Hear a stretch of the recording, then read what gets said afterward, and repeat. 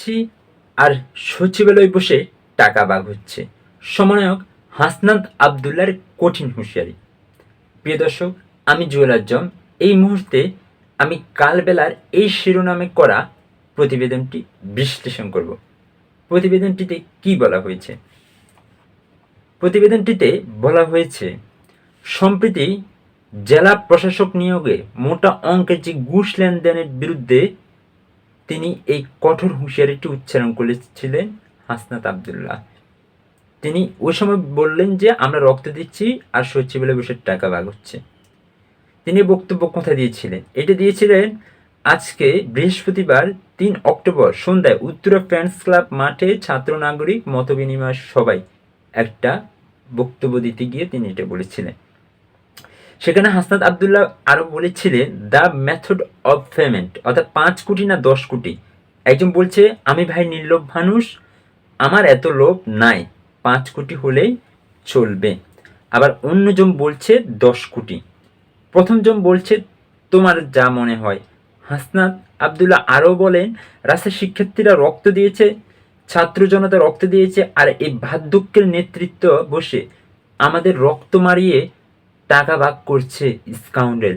এই বার্ধক্যের নেতৃত্বের জন্য আমরা ছাত্র নাগরিক রক্ত দিতে প্রস্তুত নয়। সুন্দর একটা কথা বলেছেন।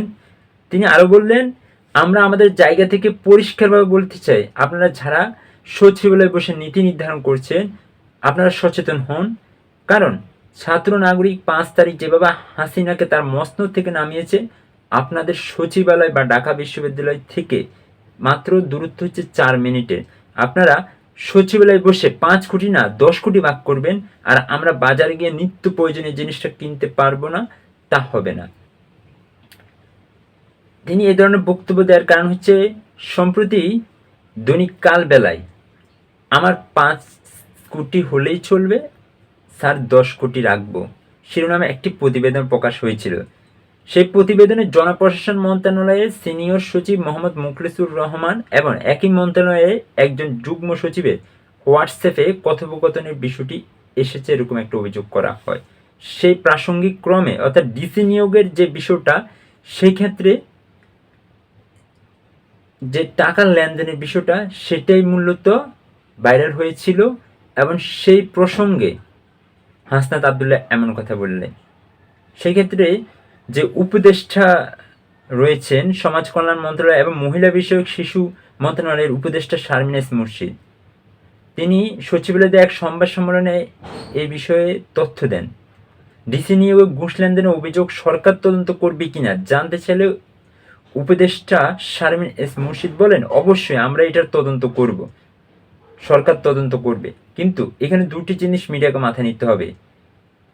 এটাও কিন্তু আমরা তলিয়ে দেখছি যে ক্লিপটা সোশ্যাল মিডিয়ায় বহুল প্রচারিত হয়ে গেল, সেটা কতখানি এআই অর্থাৎ আর্টিফিশিয়াল ইন্টেলিজেন্স বা কৃত্রিম বুদ্ধিমত্তা প্রডিউসড, সেটা কতখানি রিয়েল কতখানি ফেক আমাদের মতো সাধারণ মানুষ বলতে পারে না। ইমিডিয়েটলি যে সিদ্ধান্ত হয়েছে এটা টেকনিক্যাল ইন্টিগ্রিটিটা কি সেটা জানার জন্য ক্যাবিনেট অর্থাৎ উপদেষ্টা পরিষদের কথা হয়েছে।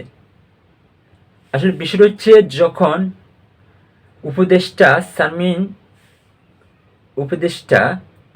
শারমিন এস মুর্শিদকে জিজ্ঞাসা করা হয়েছিল যে এই বিষয়টা নিয়ে অর্থাৎ ডিসি নিয়োগের দুর্নীতির বিষয়টা নিয়ে, টাকা লেনদেনের বিষয়টা নিয়ে, তিনি বললেন যে ক্লিপটা ভাইরাল হয়েছিল সেটা কতখানি রিয়েল কতখানি ফেক, আগে এই জিনিসটা খতিয়ে দেখতে হবে, তারপর এটা নিয়ে যে কোনো একটা উদ্যোগ নেওয়া যাবে, এটার বিরুদ্ধে একটা ব্যবস্থা নেওয়া যাবে। আগে বিষয়টা হচ্ছে এটা যাচাই বাছাই করে দেখতে হবে। এখন বিষয় হচ্ছে হাসনাত আবদুল্লাহ যে বিষয়টি নিয়ে কথা বললেন, যে বিষয়টা হচ্ছে হাসনাত আবদুল্লাহ যে কঠিন হুঁশিয়ারি দেওয়া হয়েছিল আমরা তার দিক থেকে বলব। আসলে বৈষম্য বিরোধী ছাত্র আন্দোলনে যে সকল যে নেতা বলি বা সমন্বয়ক বলি আমরা, যারা একদম প্রথম দিক থেকে ফ্রন্ট লাইনে থেকে আন্দোলন করেছিলেন, আন্দোলন নেতৃত্ব দিয়েছিলেন হাসনাত আবদুল্লাহ, তার মধ্যে অন্যতম একজন সমন্বয়ক, তিনি এই ধরনের কথা বললেন। আসলে বিষয়টা হচ্ছে ছাত্র নাগরিকের যে আন্দোলন এবং তাদের যে অধিকার, সে অধিকারের ভেতর যে বিপ্লব সূচিত হয়েছে, যে বিপ্লবের কারণে স্বৈরাচার হাসিনার পদত্যাগ বা তাকে হটানো সম্ভব হয়েছে। তারপরে যারা এদেশের দায়িত্বশীল রয়েছেন, সচিবালয় থেকে শুরু করে বিভিন্ন মন্ত্রণালয়ের, এবং যারা আওয়ামী সরকারের শাসন আমলে তাদের সুবিধা নিয়েছেন, তাদের চেয়ারগুলোতে বসেছেন, তারা এখন যে পায়তারা করছেন সেটা হচ্ছে কিভাবে আরও সুযোগ সুবিধা নেওয়া যায়, কিভাবে অন্তর্বর্তীকালীন সরকারের সময় থেকে তারা তাদের পাওনাগুলো বুঝে নেয়। অল্টারনেটিভ ওয়েতে তারা তাদের কার্যক্রম চালিয়ে যাচ্ছে, কারণ তাদের শেকড়টা যখন গড়া হয়েছিল তাদের শেকড়টা উঠে এসেছে সে আওয়ামী শাসন আমল থেকে। এক্ষেত্রে দুর্নীতি এভাবে রোধ করা সম্ভব নয়। তবে হ্যাঁ, এক্ষেত্রে কঠিন হুঁশিয়ারি যেহেতু দেওয়া হয়েছে, সেক্ষেত্রে বলা যায় এটা তাদের জন্য একটা থ্রেট, অর্থাৎ যারা এই ধরনের দুর্নীতিতে এখনো জড়িত আছেন তাদের জন্য একটা থ্রেট, তাদেরকে সাবধান করে দেওয়া হচ্ছে। এখন আপনি ভাই এদেরকে যতই সাবধান করবেন তারা কিন্তু তাদের কার্যক্রম চালিয়ে যাবে, সেটা অল্টারনেটিভ ওয়েতে যেভাবে হোক তারা তাদের কার্যক্রম চালিয়ে যাবে। কারণ হচ্ছে তাদের মূলে হচ্ছে দুর্নীতি, দুর্নীতির মাধ্যমে তারা এতদিন তাদের আয় রোজগারটাকে বাড়িয়েছে, তাদের সম্পদের পাহাড় গড়েছে, ছেলে মেয়েদেরকে বিভিন্ন জায়গায় টাকা পয়সা দিয়ে পাঠিয়েছে, তারা তাদের অবস্থানটা ঠিক করে ফেলেছে এই দুর্নীতির মাধ্যমে। আবার অন্যদিকে উপদেষ্টাকে যখন জিজ্ঞাসা করা হয়েছিল ক্লিপটার ব্যাপারে, অর্থাৎ টাকা বা ঘুষ লেনদেনের যে বিষয়টা সেটার ব্যাপারে যে সরকারের পক্ষ থেকে কোনো উদ্যোগ নেওয়া হবে কিনা, তখন বলা হয়েছে যে এটা কতটা রিয়েল কতটা ফেক এই বিষয়টা নিয়ে। তো এই ক্ষেত্রে এটা রিয়েল নাকি ফেক এই জিনিসটা যাচাই বাছাইয়ের জন্য আহামরি দীর্ঘদিন সময় প্রয়োজন হয় না, এবং এই জন্য সরকারের যে ইন্টেলিজেন্স টিম আছে তারা এই জিনিসটা জেনারেট করতে পারে বা যাচাই বাছাই করতে পারে এটা কি রিয়েল নাকি ফেক, তাহলে বিষয়টা ক্লিয়ার হয়ে যায়। অর্থাৎ কোনো কাজে গড়িমসি না করে বিষয়টা একদমই সিনসিয়ারলি নিয়ে সেটা তদন্ত করতে হবে, তদন্ত করে সেটা সত্যতা নিরূপণ করতে হবে, এবং সত্যতা নিরূপণ করে যাচাই বাছাই করে দেখতে হবে যে এখানে বিষয়টা কি, এবং দুর্নীতি কি এখন এসে আগের মতো বহাল রয়েছে নাকি এগুলোকে ঠিক করা সম্ভব হয়েছে, বা অন্তর্বর্তীকালীন সরকারের যে উদ্দেশ্য রাষ্ট্র সংস্কার করা তারা কতটুকু সফল হচ্ছেন এই রাষ্ট্র সংস্কার করতে। এক্ষেত্রে সবাইকে কাজ করতে হবে, যারা সচিবালয় থেকে শুরু করে সরকারের বিভিন্ন গুরুত্বপূর্ণ মন্ত্রণালয়ে বসে আছেন আপনাদের সবার খেয়াল রাখতে হবে এই দেশটাকে আমরা সবাই মিলে গড়তে হবে।